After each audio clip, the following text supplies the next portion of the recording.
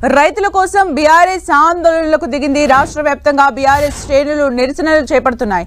కరీంనగర్లోని ఎమ్మెల్యే గంగుల నివాసంలో రైతు ధర్నా చేపట్టారు. ధాన్యం కొనుగోలు పూర్తి చేసి అన్ని రకాల ధాన్యానికి క్వింటాలకు 500 రూపాయల బోనస్ ఇవ్వాలని డిమాండ్ చేశారు. కాంగ్రెస్ తప్పుడు హామీలు ఇచ్చి గద్దెనెక్కిందని ఎమ్మెల్యే గంగుల ఆరోపించారు.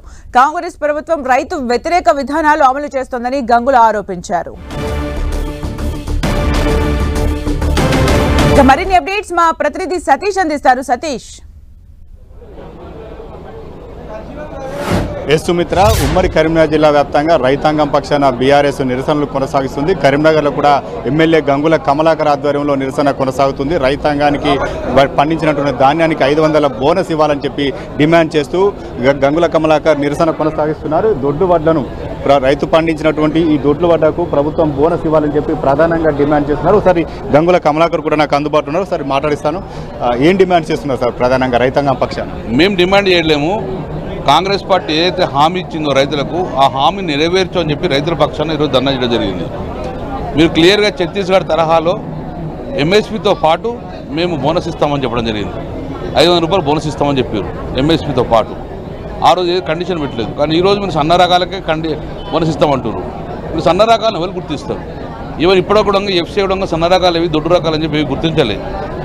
గ్రేడ్ ఏ అంటారు, లేకుంటే కామన్ గ్రేడ్ అంటారు. ఈ రెండే ఉంటాయి రకాలు. గ్రేడ్ ఏలో సన్నాలు ఉంటాయి, దొడ్లు ఉంటాయి. కామన్ ఏలో దొడ్డులు ఉంటాయి, సన్నాలు ఉంటాయి. మనం సన్న రకాలను ఎట్లా గుర్తిస్తారు? ఇక్కడ ఇంతవరకు గుర్తించే ప్రక్రియ ఇక్కడ లేదు, అటువంటి ప్రొసీజర్ కూడా లేదు. మరి కూడా యాసంగి పంటలో ఎవరు సన్న రకాలు వేయరు, వానకాలలో ఇస్తారు. 99.9% దొడ్డు రకాలు ఇస్తారు యాసంగిలో.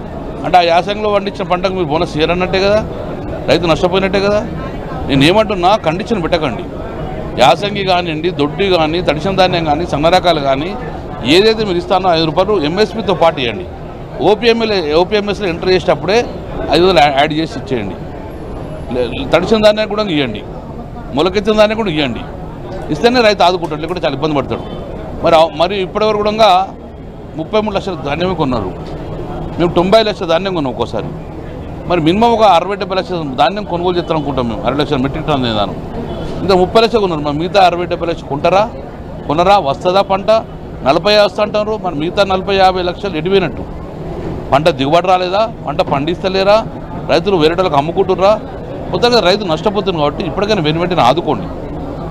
కండిషన్ లేకుండా 500 బోనస్ ఇవ్వాలని చెప్పేసి మేము ప్రధాన డిమాండ్గా మేము పోరాటం చేస్తాం. మీ ప్రభుత్వ హయాంలో రైతాంగానికి ఎట్లా బోనస్ చెల్లించడం జరిగింది?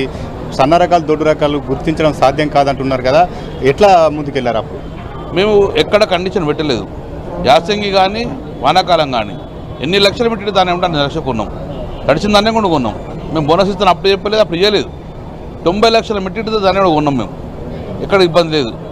ఎంఎస్పీకి తక్కువ కాకుండా కూడా చూసుకున్నాం. మేము ప్రైవేటు దళాలు మార్కెట్ రాకుండా చూసుకున్నాం. అందుకే 90 లక్షల మెట్రిక్ దాన్ని ప్రైవేటు వాస్తులతో 14,500 కూడా అమ్ముకునే పరిస్థితి వచ్చింది రైతులు. కాబట్టి మధ్యవర్తి దళాలు రాకముందే రైతు దగ్గర ఉన్న పంట మొత్తం కొనండి, ఎంఎస్పీటీ కొనండి, లేట్ చేయకుండా చెప్పేసి ప్రధాన డిమాండ్ పెడుతున్నారు. ఎందుకు తగ్గింది అంటున్నారు? మీ హయాంలో 90 లక్షల మెట్రిక్ టన్నుల ధాన్యం కొనుగోలు చేసామంటున్నారు, ఇప్పుడు తగ్గింది అంటున్నారు. కారణాలు ఏమై ఉండవచ్చు అనుకుంటున్నారు? ఒకటి, ప్రభుత్వం మీద నమ్మకం లేక పంట వేయలేదు. రెండోది, పండించిన తర్వాత ఆ ఎంఎస్పీ వస్తుందో రాదో, కొంటారో లేదో అని చెప్పి ప్రైవేటు వ్యక్తులు కూడా 1,500 రూపాయలకు అమ్ముకోవడం జరిగింది. రైతులు చాలా నష్టపోయింది అట్లా. కాబట్టి ప్రభుత్వం మీద నమ్మకం ఉంటే గిట్ట కొనుగోలు కేంద్రాల్లో పంట పండిస్తారు, అమ్ముకుంటారు. మా ప్రభుత్వం ఉన్నప్పుడు 90 లక్షల మెట్రిక్ దానికి ఉన్నామంటే రైతులకు ఒక నమ్మకం ఉండే. కాబట్టి ఆ నమ్మకాన్ని ప్రభుత్వం కల్పించాలి రైతులకు. బయట మార్కెట్ అమ్ముకోకండి, కొనుగోలు కేంద్రాలు అమ్ముకోండి, బోనస్ ఇస్తామంటే రైతు డెఫినెట్గా మళ్ళీ ఈ 33 లక్షలు పోయి 70-80 లక్షల కూడా మనకు ఓపీఎంఎస్లో ఎంటర్ అయ్యే అవకాశం ఉన్నది. ఇది మొత్తానికైతే బోనస్ చెల్లించాలి, రైతాంగాన్ని ఆదుకోవాలని చెప్పి డిమాండ్ చేస్తున్నారు. మొత్తానికి ఉమ్మడి కరీంనగర్ జిల్లా కూడా మాజీ ఎమ్మెల్యేలు కావచ్చు, బీఆర్ఎస్ సంబంధించిన ప్రజాప్రతినిధులు కావచ్చు, వీరంతా కూడా నిరసన కొనసాగిస్తున్నారు. రైతాంగాన్ని ఆదుకోవాలని చెప్పి వీరంతా కూడా డిమాండ్ చేస్తున్నటువంటి పరిస్థితి ఉమ్మడి కరీంనగర్ జిల్లాలో నెలకొంది. Thank you Satish for the updates.